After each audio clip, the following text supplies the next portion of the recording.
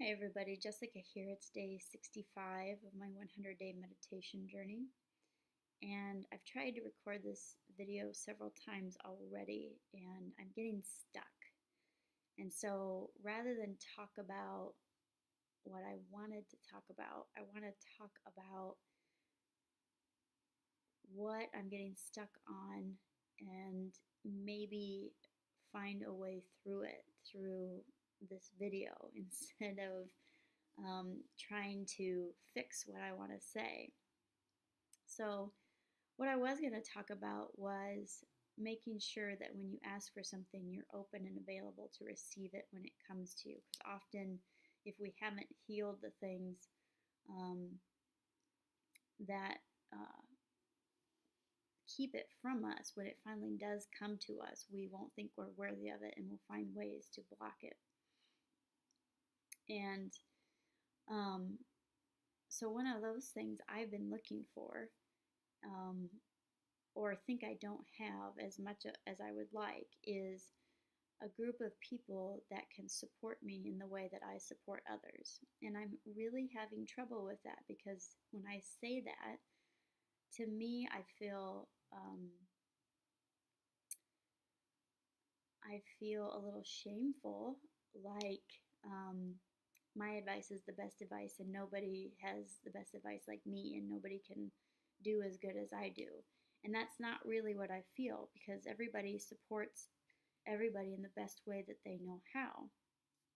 But in my experience right now, when I'm with people, um, I it often ends up because of the work that I do. I often end up supporting them and helping them see past their limitations. And it's just, even if I'm just meeting friends for coffee, it's with my family, it's with whatever. It's just what happens because that's my frame right now. That's how I see the world. And when I see people in a limitation, I want to help them out of it.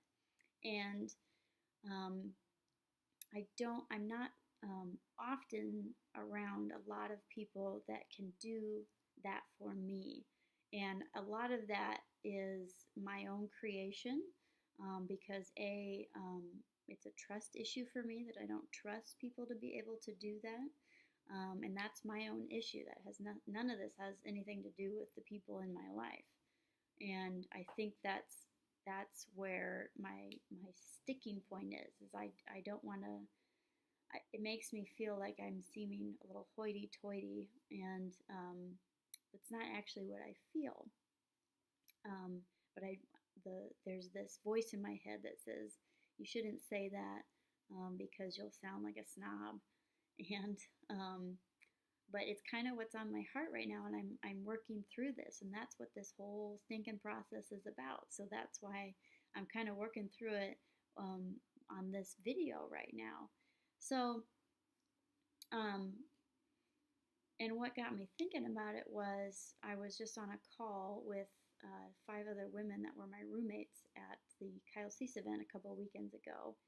And here I was in this group of people who are able to really support each other out of their comfort zone and into new territory and to expand and to grow and to identify patterns and to see beyond them. And I was able to kind of watch. I participated some, and then some of it I was just letting others do part of that. And my ego during some of that, I could hear it very faintly. It wasn't prominent, but I could hear it faintly say, "You had that idea. You should have said that earlier," or "You need to speak now so they know you're having these good ideas too." And it was just interesting to witness in myself that something I'd asked for is more people in my life able to support me in the ways that I do for others. And here they are. And my ego is finding ways to try to sever that or to cut that or to minimize that. And um, it just makes me wonder of what other things in my life and are there things in your life that you have asked for um, but that when they finally come to you in some way, shape, or form, you find a way to reject it, whether that's support or money or time. I know a lot of people ask for, I don't have the time to take for myself. And then something comes up, the kids decide to go spend the night at a friend's house or whatever. And instead of taking care of yourself, you decide to clean the entire house or something that also needs to be done. Not that it's a waste of time, but that we are given moments when that we ask for, and do we take advantage of them? So, um, and I've kind of gotten off the working through the issue that I started this with and got back to the topic that I originally went to. So there's definitely more for me to be looking at with that. So I'm just gonna, tomorrow when I meditate, I'll probably sit with that a little bit and see what comes up. Um, but yeah, just this whole kind of aspect of when you ask for something, are you prepared to receive it?